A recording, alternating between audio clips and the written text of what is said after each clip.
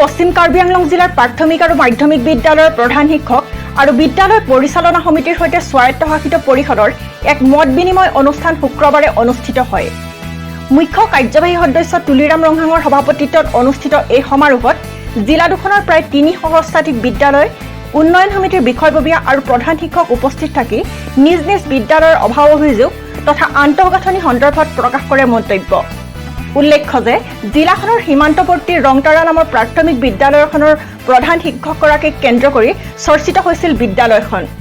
কাৰণ নিজ কৰ্মৰ প্ৰতি দায়িত্বহীন এনে একাংশ চৰকাৰী বিদ্যালয়ৰ শিক্ষকৰ ওপৰতে ন্যস্ত কৰা হয় ৰাজ্যৰ লাখ লাখ শিক্ষাৰ্থীৰ ভৱিষ্যতৰ দায়িত্ব।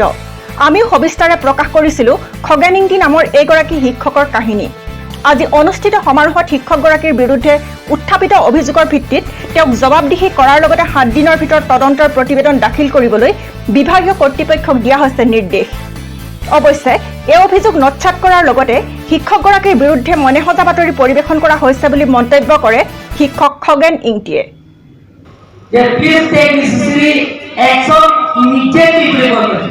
যে পাব্লিক কমপ্লেইন কৰিছে হেডমিস্ট্রেস কি হেডমাস্টার আজি আছে না ইয়াতে দেও কেসটো মাইলে কেসটো রক্তরা এলপি স্কুল এমই স্কুল ইয়ার দিয়ে 9 বছৰৰ হেডমাস্টাৰ চেহাৰা দেখাই নাই ইয়াৰো থাকিব পাৰে না থাকিব পাৰে ইয়াৰ মাজত থাকিব পাৰে না থাকিব পাৰে আৰু ইয়াৰ খগেন ইংতি আহিছে নেকি আজি হেডমাস্টাৰ হয় তেখেতে ৰংতাৰা এমই স্কুলৰ হেডমাস্টাৰ আছে নে নাই চেহাৰাটো চাবলৈ যা। পাৰ্বত্য 2 জিলাৰ বিদ্যালয়সমূহৰ আন্তঃগাঁথনি উন্নত কৰাৰ বাবে কেন্দ্ৰই 40 কোটি প্ৰদান কৰা বুলি উল্লেখ কৰি মুখ্য কাৰ্যবাহী সদস্যগৰাকীয়ে কয় যে শিক্ষক নাটনিক লৈ ব্লক পৰ্যায়ত টেট অনুষ্ঠিত কৰি প্ৰশিক্ষণৰ ব্যৱস্থা গ্ৰহণ কৰা হ'ব। প্ৰাথমিক তথা মাধ্যমিক বিদ্যালয়সমূহৰ সমস্যাসমূহ গুৰুত্ব সহকাৰে সমাধানৰ চেষ্টা কাৰ্যকৰীকৰণ হ'ব বুলি আশ্বাস প্ৰদান কৰে মুখ্য কাৰ্যবাহী বিষয়া তুলিৰাম ৰংহাঙে।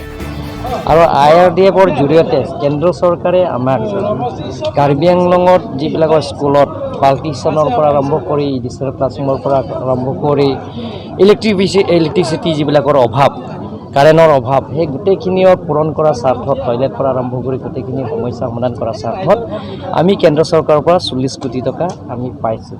সেই 40 কোটি টকা আমি কাৰ্বি আংলং অট'নমাছ কাউন্সিলৰ MSCৰ SMC স্কুল মেনেজিং কমিটিক আমি তেওঁলোকৰ ফাণ্ডটো মোকলাই কৰি দিম, কালিৰ পৰা মোকলাই কৰি দিম আৰু গোটেই স্কুল মেনেজিং কমিটিহে গোটেইখিনি কামবিলাক তেওঁলোকক খৰচ কৰা হ'ব আৰু 2 মাহৰ ভিতৰত গোটেইখিনি স্কুলবিলাকৰ সম্পূৰ্ণ কৰিবৰ কাৰণে আমি তেখেতসকলক অনুৰোধ কৰিছোঁ।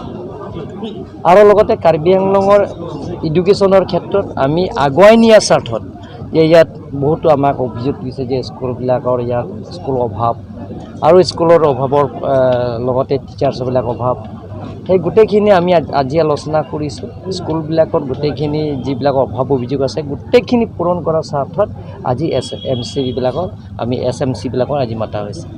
আৰু উপস্থিত নথকা শিক্ষকৰ ওপৰতো আপুনি আজি ৰাজহুৱা হিচাপে তেওঁলোকক মই অনুৰোধ কৰিছোঁ যে আপোনালোকৰ যে যিবিলাকৰ টিচাৰ যদি তেওঁলোকৰ যদি ক্লাছ নকৰে ডিউটি নকৰে চৰকাৰৰ ধন লৈ আছে তেওঁলোকে দৰমহাটো লৈ আছে গতিকে তেওঁলোকৰ কাৰণে আমি যিহেতু ছাৰ্ভিচ ৰুলৰ মতে তেওঁলোকৰ আমি বৰ্খাস্তও কৰিব পাৰে আৰু ছাছপেনশ্যনো কৰিব পাৰে ডিচাৰ্জো কৰিব পাৰে। ডিফুৰ পৰা ছাইদুল ইছলামৰ ৰিপৰ্ট আছাম টাইমছ পোষ্ট।